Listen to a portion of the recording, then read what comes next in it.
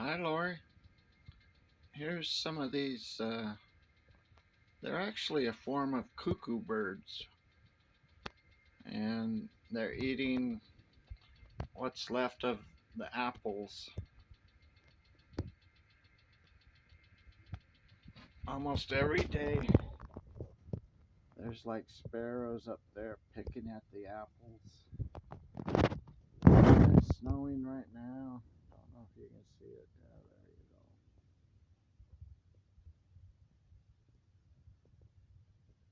you go. And I had a good Christmas. I went to see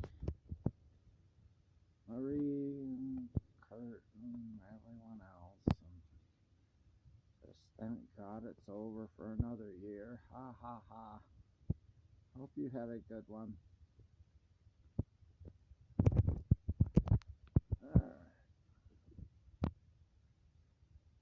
Oh, I just said oh. I asked the neighbor what that horse's name was, and he said it didn't have a name. And then the next time I saw him, he said his granddaughter had named it O.